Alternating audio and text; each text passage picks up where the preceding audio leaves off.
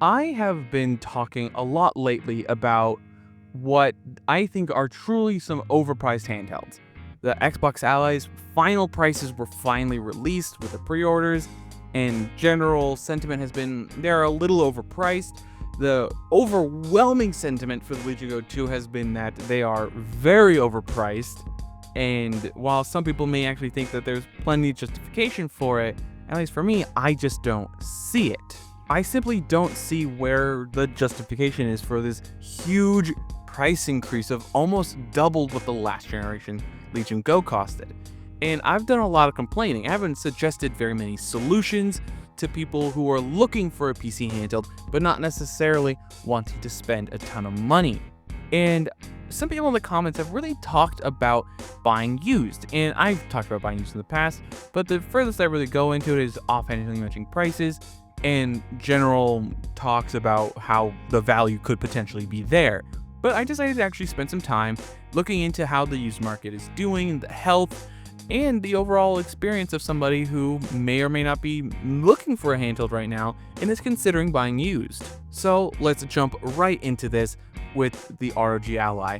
And I've talked about the Ally in particular a few times about buying it used in open box and whatnot, and you can honestly find some pretty solid deals. The about average going price for an ROG Ally on the used market is anywhere between the low 300s to the mid 400s, of course depending on spec and how complete or if it offers any extra accessories, which could dramatically change the value proposition, of course. Like if you were originally hunting for Z1 Extreme, but you're willing to make a few sacrifices and it comes with an external dock, a case, and a few other accessories that you might actually find a great deal of use out of, that might be a better bet if assuming that the deal is right. And getting a Z1 Extreme for about $400 to $450, potentially even less than that, is to me the most ideal case scenario, honestly. Because with how the minor performance increases over the Z1 Extreme you find with the Z2 Extreme, honestly, most people should probably stick to their current handheld with the Z1 Extreme equipped devices, because the performance increases is mostly nominal, and unlike the Legion Go, the Xbox has a slight justification for it, being that new Windows handheld gaming mode stuff.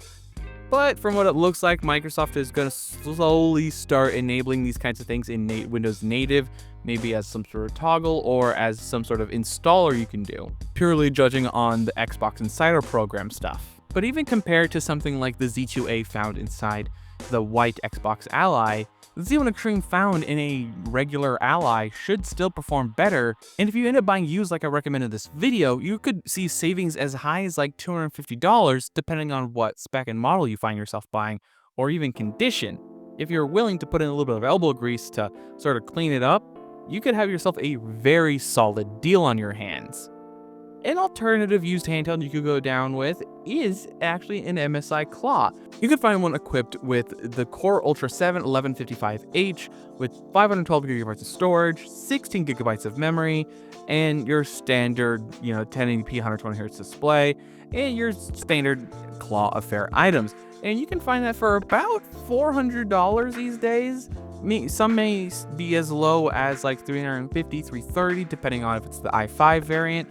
And as I established before in a video where I talked about how the Claw is actually one of the best budget available handhelds you can still buy brand new, because they recently had a sale where you could buy that original i5 Claw for like $400, and it was one of the best deals you could get because it only performed slightly worse than the Z1 Extreme and a little bit better than the original Z1 non-Extreme. So sitting right in between those in terms of performance meant you're sitting quite nicely, and you could play most games at 1080p low or 720p high medium, and you would have a great experience. And with how far Intel has come with their drivers, it is by all means a great experience.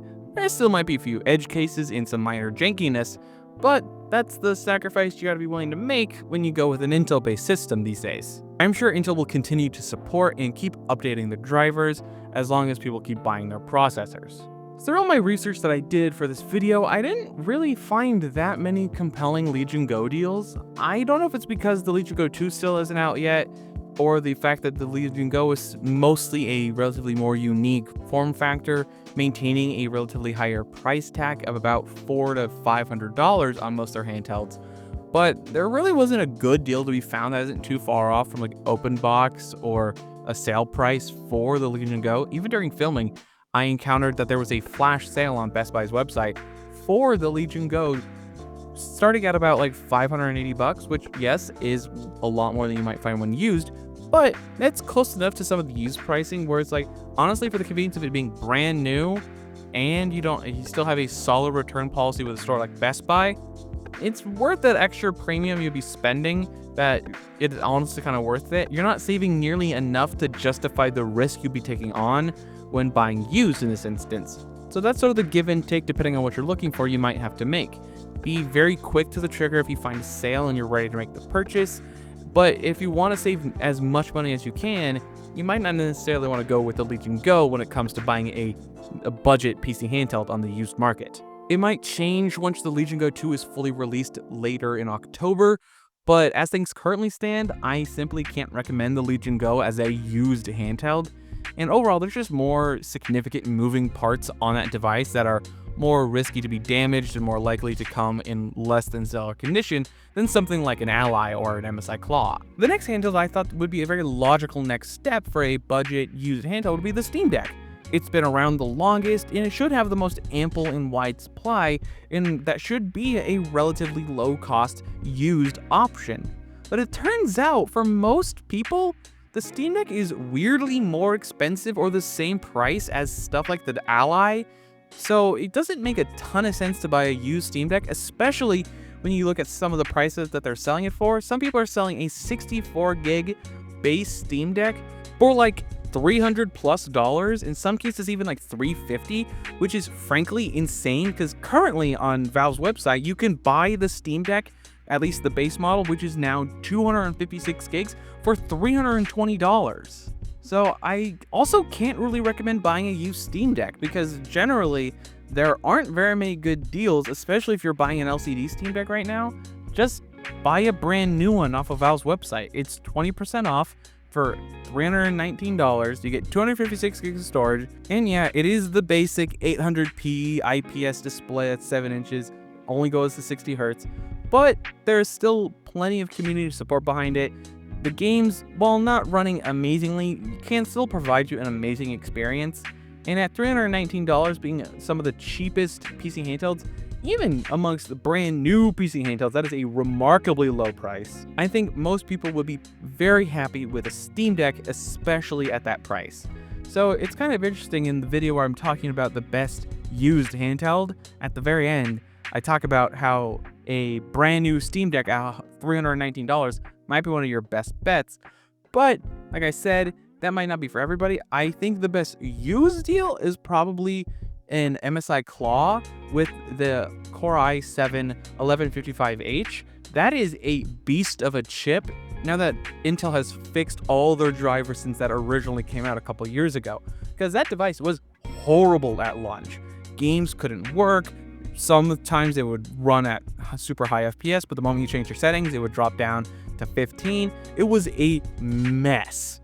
But now it's fantastic. And I think it is probably one of the best value PC handhelds you could get your hands on, especially around that used $320 to $350 price point I tend to see these at. So I would love to hear what you guys think though. Are you open to buying a used handheld? Have you bought one before, and what has your experience been? Or have you had a negative experience? Leave that all down below. I would love to hear what you guys think about this. Don't forget to leave a like, comment, and subscribe. All the other social media covers down below. And last but not least, anything you see in this video that I talked about, there'll be affiliate links down below if you want to help the channel out a bit. And last but not least, have a wonderful day.